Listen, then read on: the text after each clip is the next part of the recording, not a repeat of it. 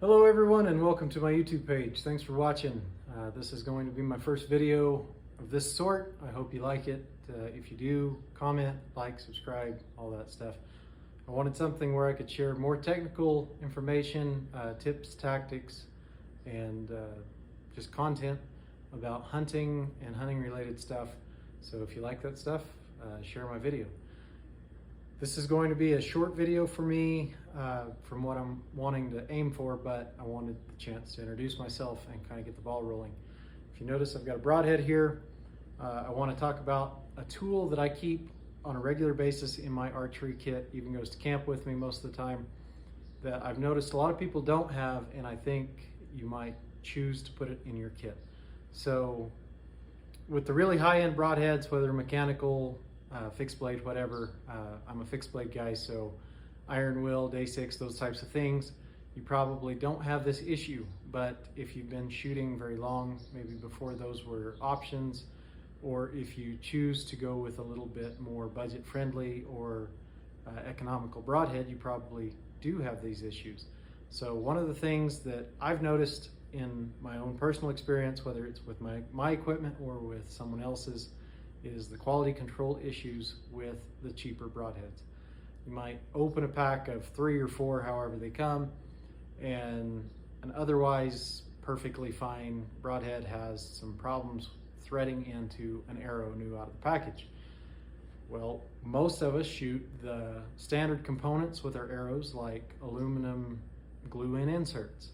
And we know that if we're shooting a steel ferrule or even a harder aluminum ferrule broadhead and try to screw that in, we might get it to go in, we might not get it to seat well, may not spin true, and we probably have messed up the insert in our arrow.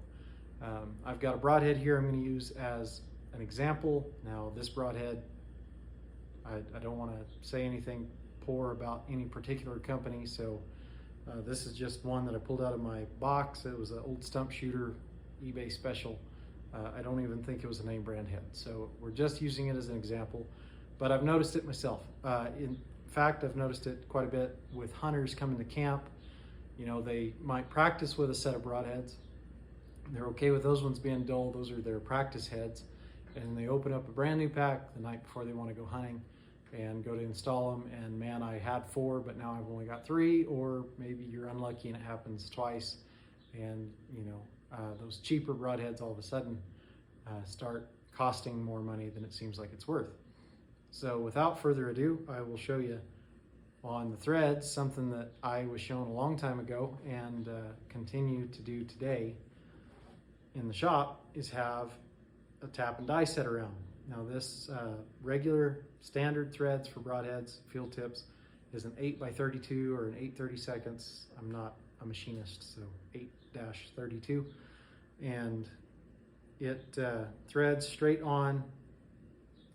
You can use this as long as it's not really boogered up right at the start of the threads. You can chase the threads up the throat of your ferrule and really clean those threads out and get it to where it'll seat fine in an insert and probably salvage a fair bit of money. Now, a lot of us have a tap and die set sitting around. It's not a real common size to have, but you can buy just the die or the tap pretty cheap. I keep saying tap and die because I have one to clean up inserts as well. But if you don't want to do that and you're just worried about the threads on broadheads, something else that is super simple is a standard set of electrician pliers. Most of us have a set of these. If you don't, Harbor Freight, eBay, Amazon, Ace Hardware, whatever, all carry them. And if you notice, hopefully you can see this, I don't know, there are sets of holes, 4 sets in mine, actually a 5th set over here.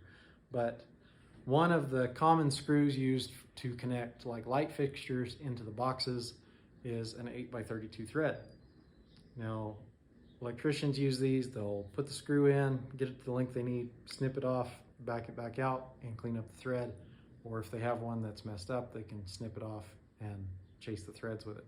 But 8x32 is a common size on these pliers, and You just open them to where the holes line up and it threads and chases the thread just fine on broadheads and field tips. So just like that, use a vise or another set of pliers, or do this to the ferrule before you put the blade in.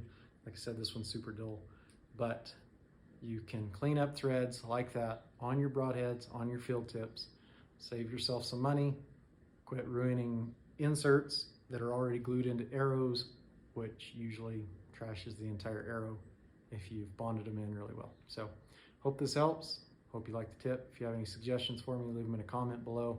Like, share, follow, all that stuff. Thanks.